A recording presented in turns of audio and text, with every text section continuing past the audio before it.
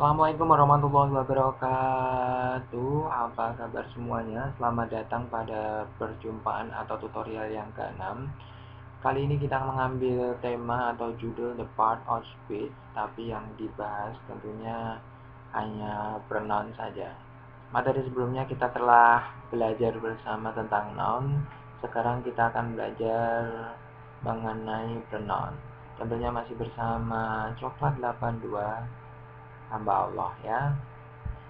Oke, untuk menyingkat waktu kita mulai materi yang utama kita, yaitu pronoun. Pronoun di sini adalah kata yang digunakan untuk menggantikan noun. Ini adalah kata yang digunakan untuk menggantikan noun, seperti itu. Contohnya di sini adalah Nuri cries. Kita ganti pena dulu, maaf. Oke. Contohnya di sini adalah Nuri cries, seperti itu. She is sad. Nuri di sini adalah subjek, kemudian ini verb, kemudian ini si, subjek juga verb, kemudian si complement. Nah, subjeknya ini berupa noun, sama ini Nuri ini. Nah, ini karena dia menggantikan noun, maka dia disebut pronoun. Seperti itu. Gitu ya. Jadi ini sebagai rujukannya di sini. Kinds-nya, maksudnya kinds of pronoun itu ada 7. Yang akan kita bahas ini ada 7. Yang pertama adalah personal pronoun, kemudian reflective pronoun, kemudian demonstrative pronoun. Yang selanjutnya adalah indefinite pronoun.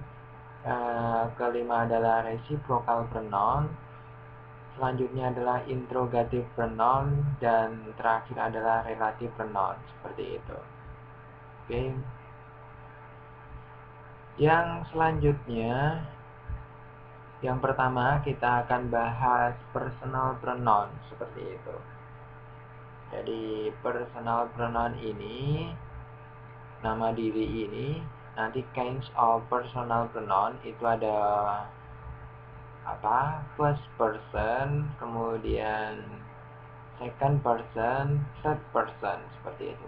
Untuk yang first person atau orang yang berbicara, untuk yang singularnya ini adalah I, kemudian yang pluralnya nanti adalah we, seperti itu. Teman-teman tentunya sudah tahu bukan?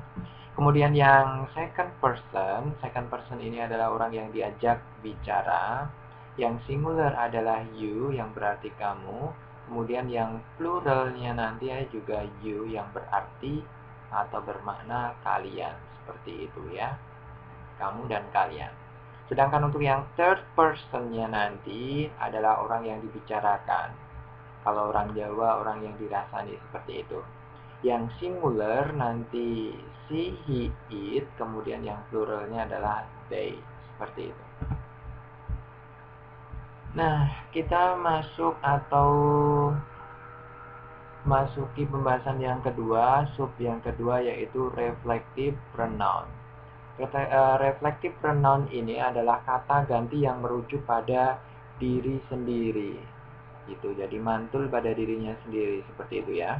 Sedangkan anggota atau kinds-nya itu ada myself, yourself, kemudian yourselves, kemudian himself, kemudian themselves, dan ourselves.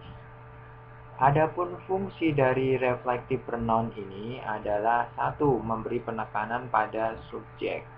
Contohnya di sini adalah Robert sendirilah yang mencintai Daisy. Jadi kalau dalam bahasa Inggris, Robert himself loves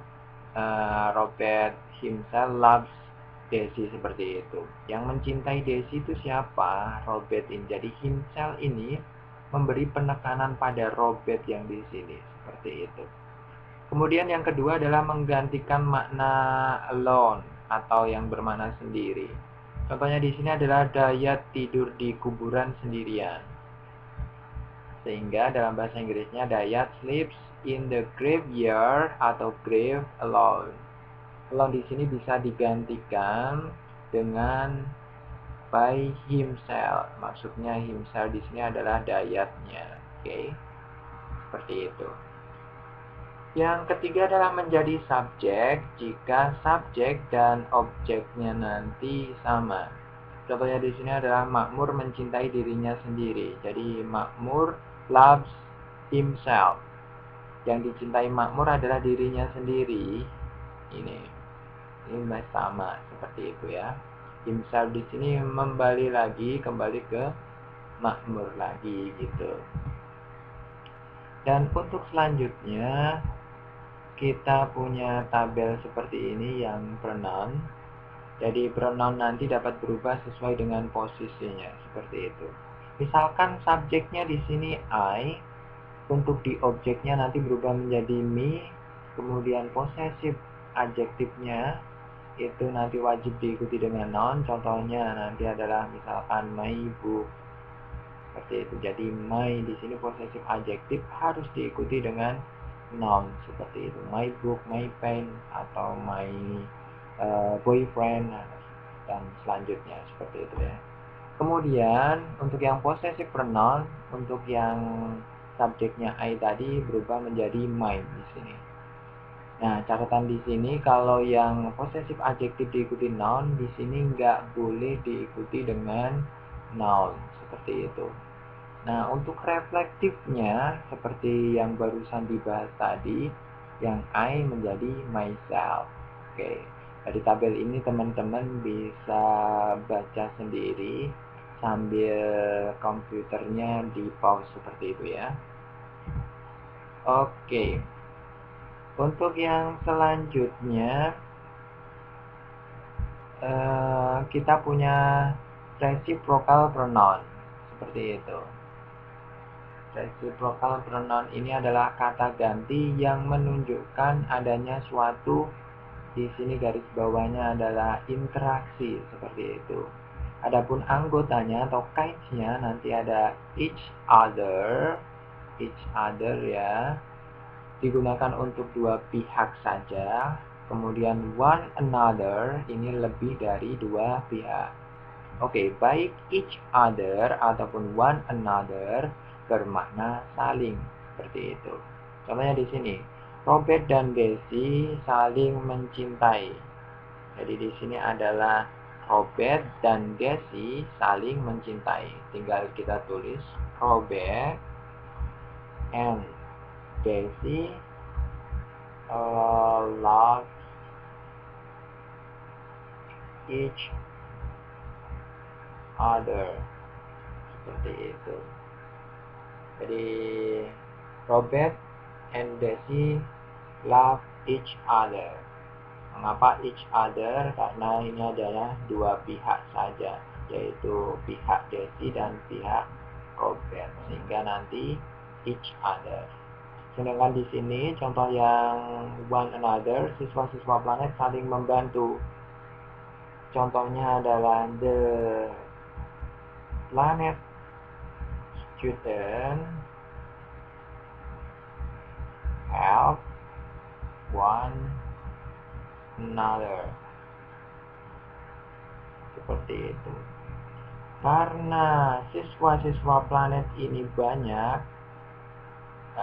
satu kelas bisa hampir 30-an, saling membantu itu pakainya one another. Di sini karena lebih dari dua pihak. Seperti itu ya. Lebih dari dua pihak makanya adalah one another seperti yang tadi dijelaskan di sini. Oke. Untuk selanjutnya kita punya demonstratif pronoun atau pronoun yang digunakan untuk kata tunjuk ya. Sedangkan di sini definisinya adalah kata tunjuk yang difungsikan sebagai kata ganti. Nah, kata ganti atau pronoun yang menggantikan noun. Atau yang menggantikan noun sendiri tadi adalah pronounnya. Nah, kinds-nya itu nanti di sini adalah singular. Singularnya terdiri dari this dan that. Kemudian pluralnya this dan those. Nah, catatannya ini nanti tidak boleh diikuti dengan noun. Jadi catatan di sini demonstratif adjektif itu boleh diikuti noun. Contohnya nanti ada di sini. Kemudian yang demonstratif pronoun itu tidak boleh diikuti dengan noun. Contohnya nanti di sini ya. Ayo masuk ke dalam contoh yuk. Yang pertama, this book is expensive. Contoh yang pertama adalah this book is expensive. Seperti itu. This book ini adalah this. Ini demonstratif adjektifnya.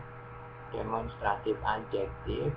Kemudian booknya itu adalah noun. Makanya dia bisa diikuti dengan noun. Seperti itu ya.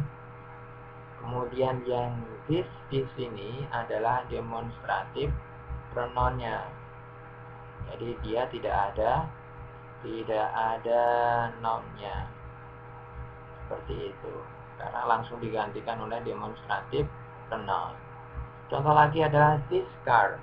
This car ini, this ini adalah demonstratif apa? Demonstratif adjektifnya. Kemudian car-nya ini adalah noun-nya, seperti itu.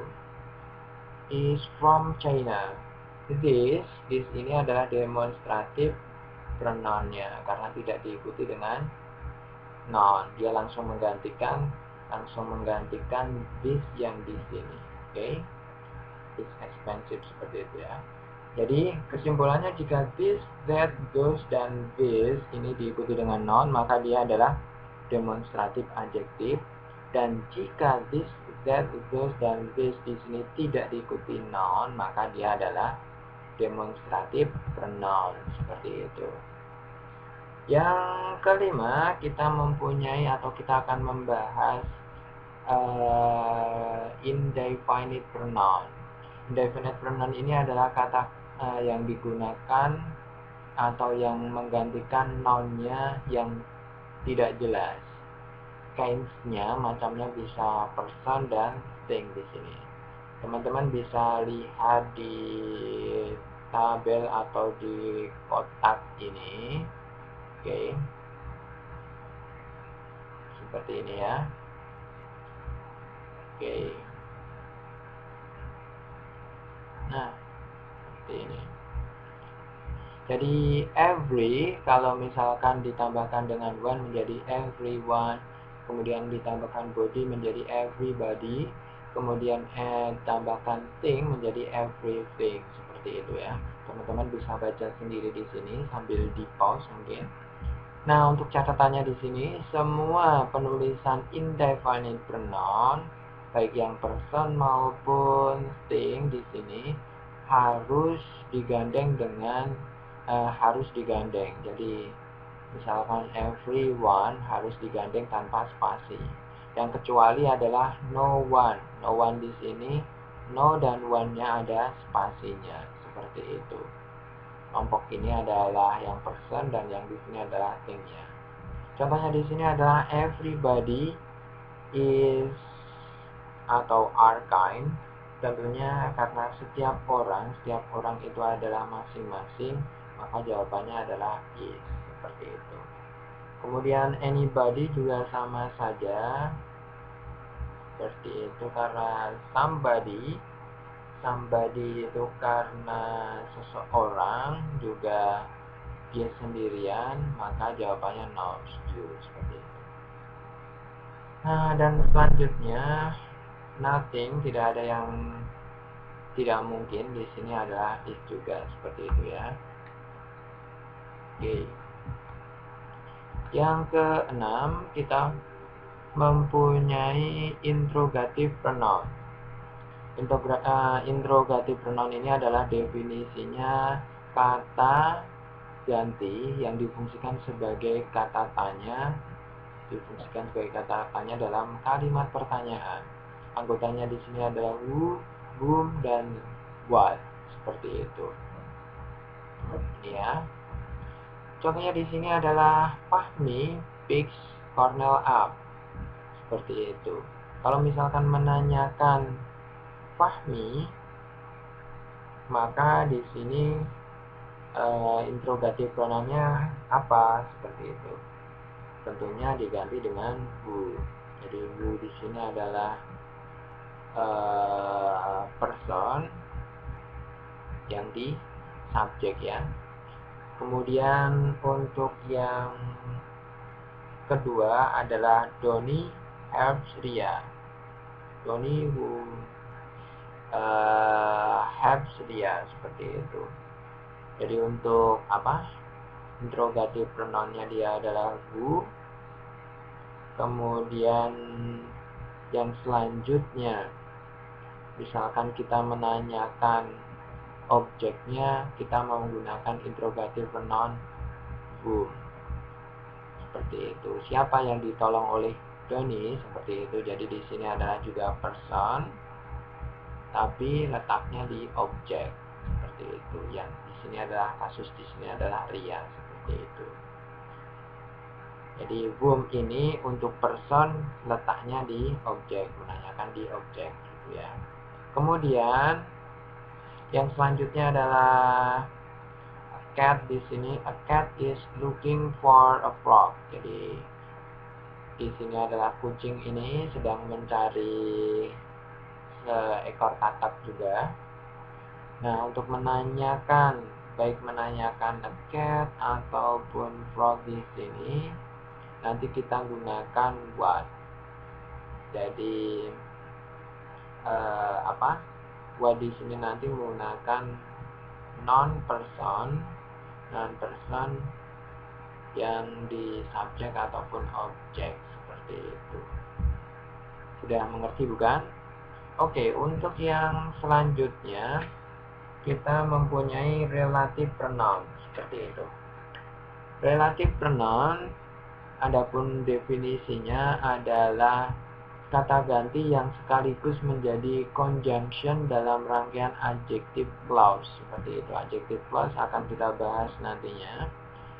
Adapun anggotanya adalah who, whom, which, dan that.